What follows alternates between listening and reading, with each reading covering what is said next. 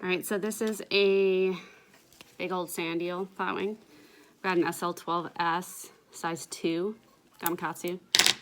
In addition to that, I've got olive bucktail. Gonna pluck it out to where it's the right length. Wrap the shank of the hook. And then I'm going to tie that in. Remember, I want to have all my feathers be slightly longer than the end of that. And I loosely wrap over just to get that stuff in. I want to keep some of the bucktail in because it's actually going to give a little bit of body to the actual fly in the end. So I'm going to leave that and do that. Then what I'm going to do is go back through and I'm going to tie in my first platform feather, which I want to be, ideally you do a streamer neck, which is going to be slightly more, I guess, stiff than this because you're going to tie it in concave. However, I don't have a streamer neck at home, so I'm going to use a rooster saddle and make it work. Hope that this thing can actually, yeah, there we go, tighten on the upturn. So what I'm going to do now, even though it's not 100% necessary, but it's something that's going to add long-term durability.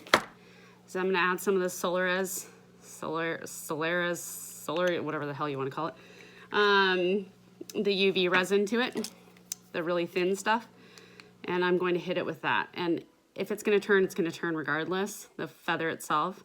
So you want to make sure that you have it tied in right no matter what. However, that stuff just adds a little bit of durability to it. Next up, we're going to want to add some sort of flashabou in between. So I just need to find where the heck I put my flashabou that I'm going to put in between, because that's the story of my life and not knowing where anything is. Okay, so I'm going to add in, I've got some of this old, I love it, it's the DNA fiber. It's hard to find now. Fold it over the thread and then tie it back. So there's one piece of that. Next up, chartreuse. And there's a good feather piece, I think. This guy's a little wider than I like, but it's gonna, again, chartreuse is one of those, a really good chartreuse saddle is hard to find. So I'm gonna tie that guy in. Leave the stems out because then as you need to, you can kind of pull them in. Make sure that they're situated right the way you want them. Again, I'm gonna add a drop of this, basically just to lock it a little bit better. It also helps it so that if the fish chomps down on the end, it's not gonna end up losing your feather right away at least.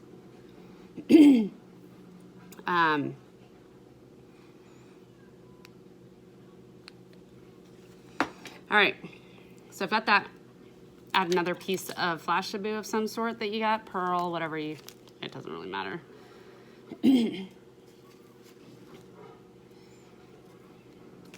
All right, so I'm gonna do that.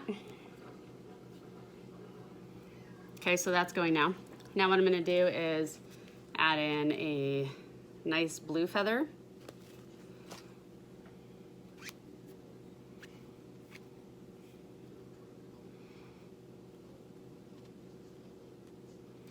Okay, so there's that guy in. He might be a little bit longer than I was kind of hoping, but I don't really care either because that's the beauty of flatwings, is that they fish no matter what they look like, really.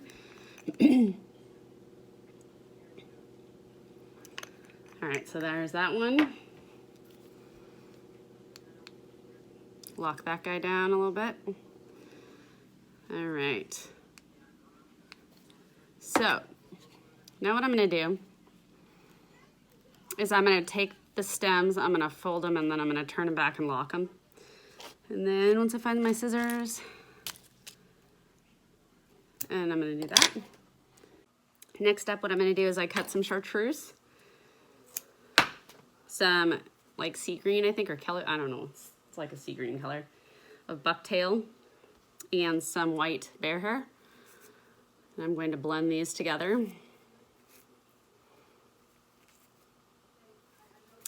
I always end up blending about 5 times more than I end up needing, so I'm gonna break that in half and then hope I can use the rest on another pattern too. I'm gonna hand stack it, tie it in, kind of push it down so it surrounds a little bit. Grab the scissors that I just dropped in my lap, cut that back, tie it down. Okay, now lastly, going to find,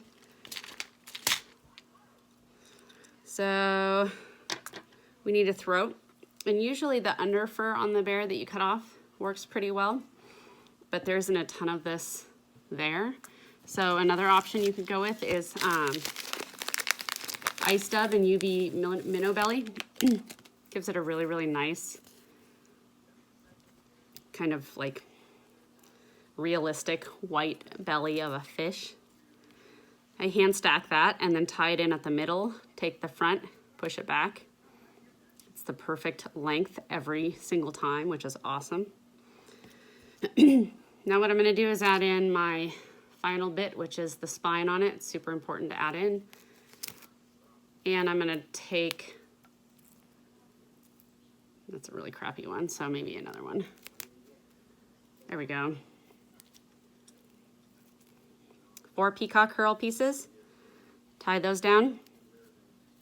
These are important to lock in, so you want to fold them back over themselves and tie them down again.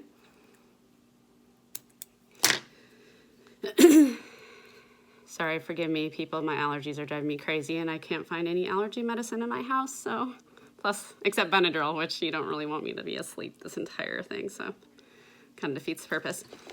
So now I'm gonna whip finish and be done with this and add in eyes. Okay. I'm gonna go with the eyes that are this is the living eyes, Flyman Fishing living eyes in, I believe this is size 6.0 or 6 millimeter in the color ice. They are great for just about everything. I use this color or the earth color for every single fly I do. Make sure they're straight because they rarely are when I do them. Even when I double check, it ends up being wrong. And then I swear and get upset and figure that the fish don't care, try to tell myself that, but it never works. Oh, it smells so bad. So I set that. He's got a weird little horn looking thing on his head, but that will be fixed when I go in and add a little bit more to the throat and go back in and kind of fill in the rest of it too.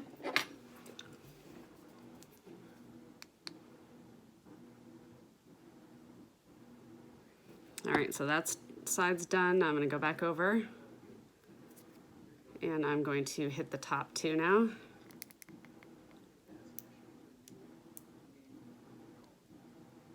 All right. So now I'm gonna hit the top as well.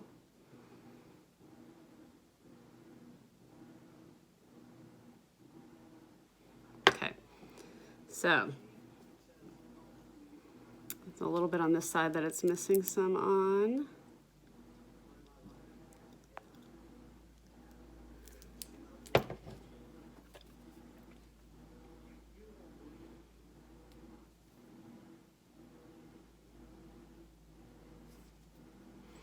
Now lastly, what I'm going to do is I'm going to take my favorite tool, this cauterizer here,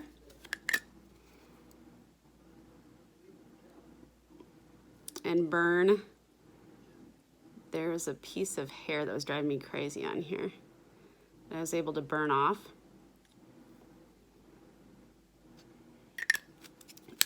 So now this fly is pretty much perfect. I mean, perfect enough. So